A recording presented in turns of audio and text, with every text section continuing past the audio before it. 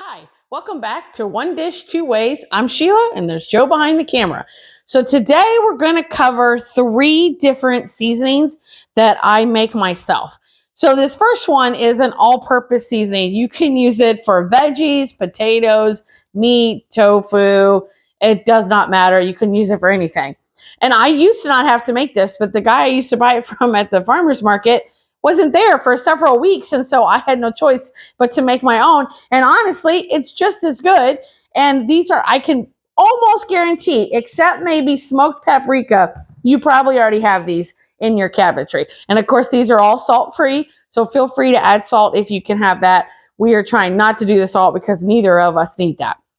So let's start with the basics. I've got all the seasonings here. I always put it in a mason jar. This is one from salsa I got at the farmer's market. I just wash and reuse, and sometimes I don't take the time to take these off. Sometimes that glue is just so much of a pain. I got my measuring scoop, and then I like to use these. These come in our canning kit, right? When we got okay. So this is like a canning, and it's just so much easier. It just makes sure everything gets inside of your mason jar. So I just use this. I use this for many things more than just canning because we don't can a lot. So let's start with what we need. We need a 1/2 cup of granulated garlic. This is 1/4 cup. So I'm going to do 2 of them. Now you can make double, triple, quadruple of this seasoning so that you have it. I have some, so I only need to make 1 batch today. So we're going to do this twice because this is 1/4 cup. And I always check my spices to make sure that it's just the garlic or just the onion because you don't want any hidden sugar and salt in there. You don't need that. And a lot of times I just reuse these containers.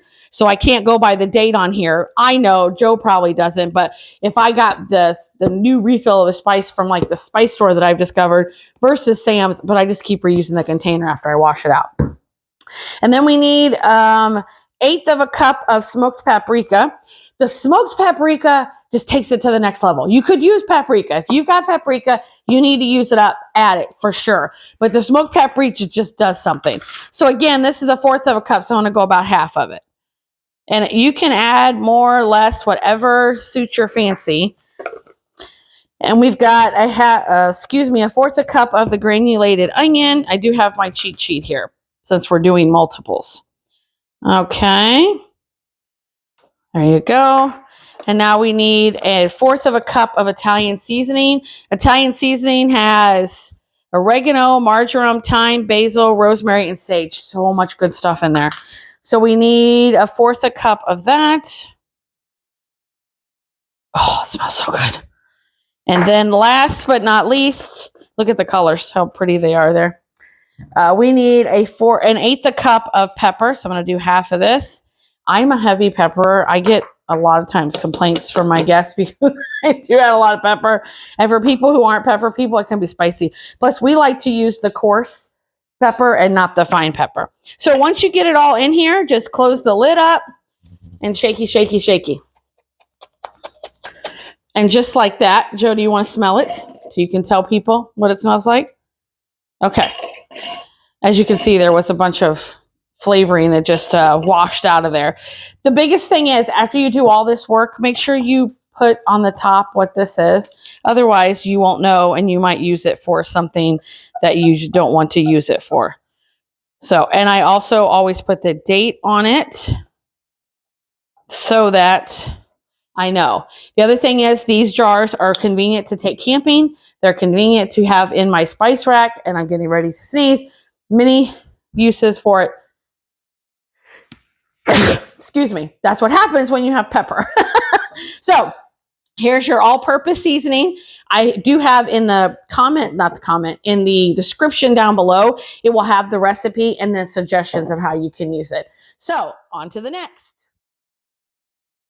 Okay, on to seasoning number 2. Now this seasoning is probably the one I have made for the longest amount of time. For probably 4 or 5 years, I have been making homemade taco seasoning. That's because one time I happened to look at the packet and I was like, oh my gosh, there's a lot of sugar and salt in here. So I started making this because, again, my guess is now it's all the same ingredients we just used. So we got garlic, paprika, Italian seasoning, onion, but then you add cumin, you add chipotle pepper, and you add some red pepper flakes. Now, I used to make it with chili powder. And I didn't do these two things until recently, probably in the last 3 weeks. I happened to turn this over and I was like, chili pepper, salt, spices, garlic powder, sunflower oil. Sorry, I need my readers. Some sort of something to prevent caking and something to preserve color. And I was like, are you kidding me? And then I've been taking a cooking class online, and it's chili powder is a blend of spices. And I did not know this. This is like brand new information to me. So from my cooking class and learning, I'm going to add these two things to these to make a taco seasoning that is salt-free.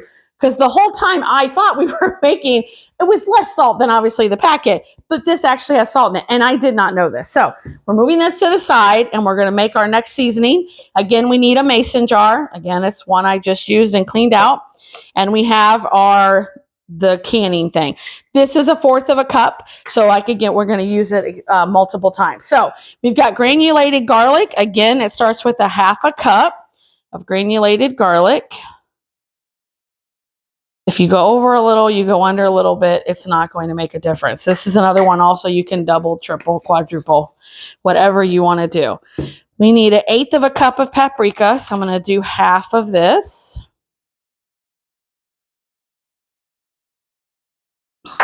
And we need 1/8 cup of Italian seasoning. I know, shocking, but a lot of these spices, just like cilantro, can go not only with Asian dishes, but it can go with Mexican dishes. A lot of them go over different cuisines. And I mean, it's shocking. When the first time I did look up a recipe to make this 4 or 5 years ago, I was like, Italian seasoning, but it works. It really does. So 1/8 cup. So I need half of this, half of the measuring. And then we need 1/4 cup of cumin. And I know there's some people out there that don't like cumin. We personally love cumin. So it'll probably be a little heaping 1/4 cup of cumin. Oop, not that much of a heaping. Okay. And next we need the chipotle. Now, I didn't go out and buy some. Like I have told you guys, go through what you have. And I did that. And I had this in the back of the counter, the cupboard that I had bought a couple months ago, and it's Mrs. Dash Southwest Chipotle. So I'm just going to use that versus going out and buying something else. So I need 1/4 cup of this, which will probably take most of this, which this in itself has some spices, so that'll just add more to it. Not a big deal. We need 1/8 cup of onion powder. So again, it's half of this. Or granulated onion, I should say. And then last but not least is crushed red pepper. If you just going to pick it over the edge for you, then don't put it in. So it's a tablespoon of it. You could add more if you like more heat to it. It's totally up to you. I did like a heaping. And then we're just going to shake, shake, shake. See how pretty that is? You could give that as a gift. Put a little tie on there.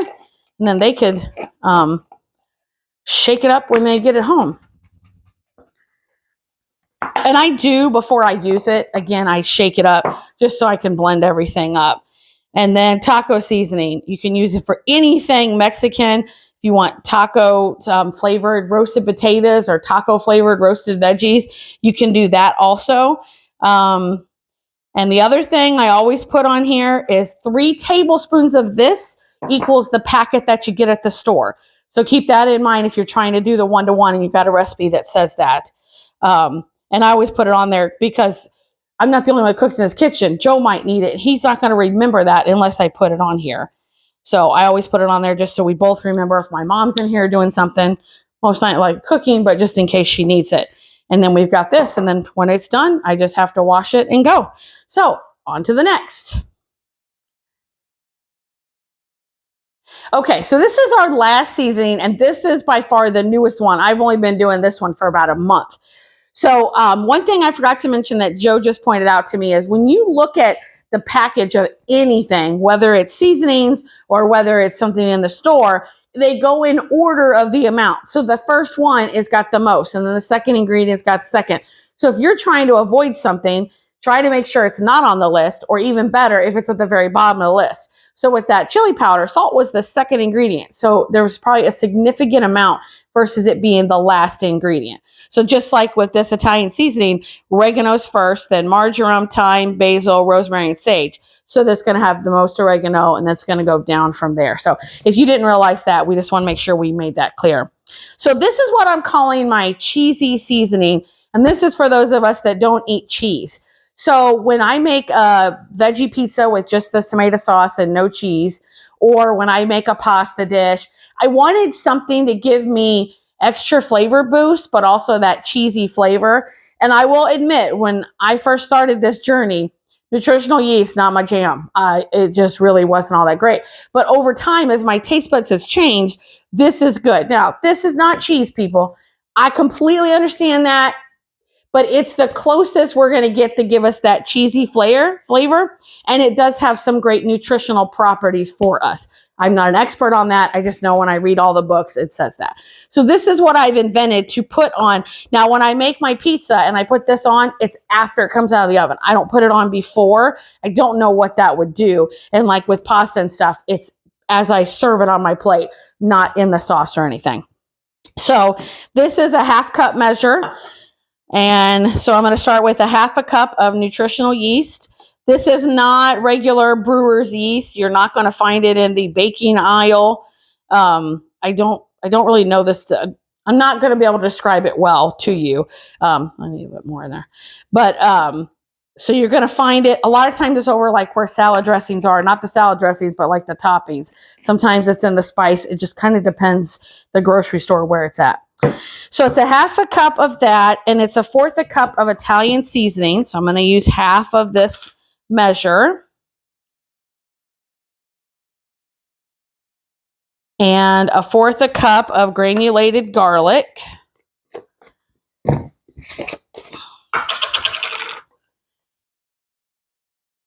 Okay. And now for the most shocking probably ingredient, and that is the crushed red pepper. And it's going to be 1/8 cup.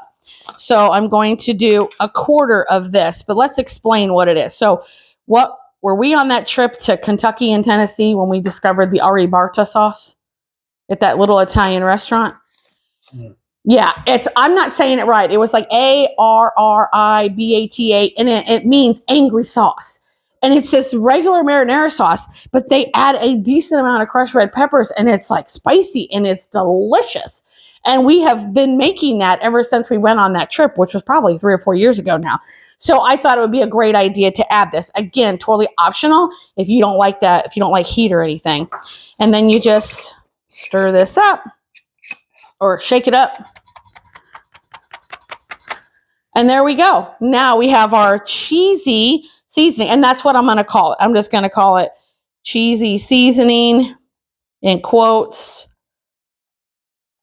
And it's just use at will. Okay, so this again could be, like I said, pasta, pizza, veggies, a curry, not a curry, but if you've got a soup you want to add something like a minestrone, oh, that'd be delicious. So we'll have all the ingredients and the recipes down below. We'll also have the serving suggestions, but I would appreciate if you let me know at the bottom in the comments, like, did you try one of the seasonings and what did you use it on? Because you might give us an idea of something we can use it on next. So thank you so much for joining One Dish, Two Ways, and we'll see you next week.